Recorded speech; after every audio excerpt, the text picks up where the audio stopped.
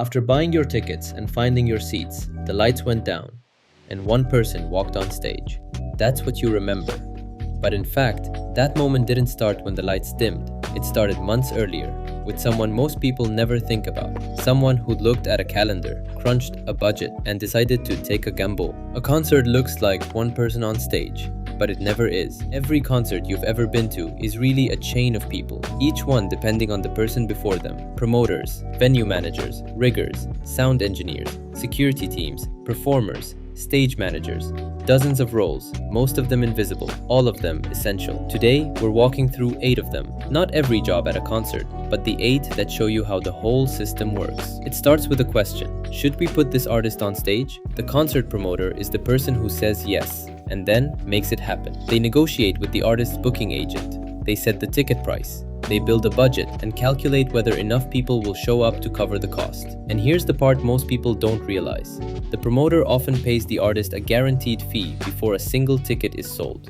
If the show doesn't sell, the promoter eats the loss. One legendary promoter who understood that was Bill Graham. He didn't just book bands at the Fillmore. He treated every show like a cultural event. He proved that promotion isn't just selling tickets. It's about creating memories people will remember. But even the best promoter in the world can't put on a show in an empty parking lot.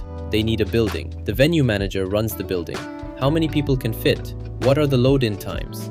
Does the venue have the power capacity for this production? Is the rigging rated to hold the weight of the stage and speakers overhead? They're the boundaries the entire production has to work within. Every detail matters. Every venue has a rigging capacity, a maximum weight the ceiling can safely hold. Before a single piece of equipment gets hung, the stage crew needs that number. The venue manager is the one who enforces it. Places like Madison Square Garden run hundreds of events a year. Sometimes they have hours between a basketball game and a concert load-in. The operations team makes that transition possible. So now there's a date, an artist, and a building. But a promoter and a venue manager can't build a stage by themselves. Someone has to connect every team in between. The production manager is the person who turns separate departments into one functioning machine. They build the schedule, what happens and when, from the moment trucks arrive to the moment the last cable is rolled up. They coordinate the promoter, the venue, the artist tour team, and every vendor. Sound, lighting, staging, trucking. When something goes wrong, and unfortunately something always goes wrong, the production manager is the one who solves it. Productions like the Eras Tour or the Renaissance World Tour employ entire teams of production managers doing exactly that. But a schedule on paper doesn't build a stage. You need hands. The stage crew builds the concert from nothing. When they arrive, the room is empty. When they leave, there's a stage, a truss system overhead, speakers hanging from the ceiling, and miles of cable running across the floor. Riggers work high above the audience, hanging equipment that weighs thousands of pounds, often communicating by hand signals because it's too loud to hear each other. And when the show ends that same night, they tear it all down. Load out, move on. The venue has to be empty by morning. At most major venues in the United States and Canada, these crews are members of IATSE, the union of stagehands and riggers who build nearly every large concert and theater show you've ever seen. The stage exists, but a concert isn't just something you see, it's something you hear. The sound engineer shapes what the audience actually experiences. They set up the speaker system, the PA, and test it during sound check before a single fan walks through the door. Then, during the show, they sit in the middle of the audience and mix live, balancing vocals, instruments, and playback in real time. Every room sounds different. A theater sounds nothing like an arena. The same performance would sound completely different without someone adjusting the mix for that specific room, on that specific night. And here's something surprising. The sound engineer listens from the audience, not from the stage. Because what sounds perfect on stage can sound terrible where you're sitting. Engineers like Dave Ratt, who mixed for the Red Hot Chili Peppers, spent decades perfecting this craft, making the invisible person behind the board as important as anyone on stage. The room sounds ready, but sound isn't the only thing that matters before doors open. The security manager makes sure the concert is safe. Thousands of people in one room is not a casual situation. Someone has to plan how crowds enter,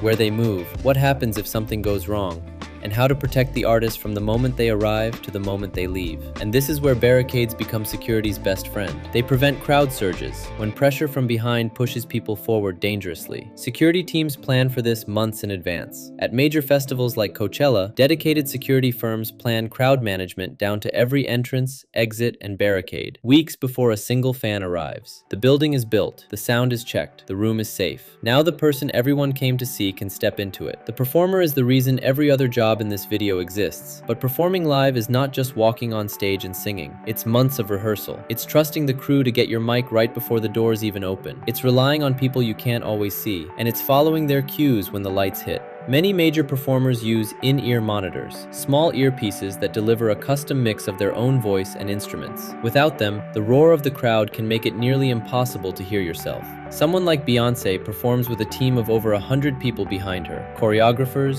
musicians, technicians, managers. On stage, she has to execute with precision while depending entirely on the people around her. The performer is the face of the concert, but they are not alone on that stage, even when it looks like they are.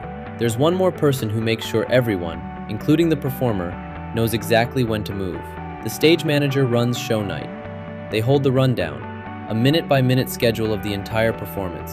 Over headset, they call every cue: house lights down, stage lights up, performer to the stage.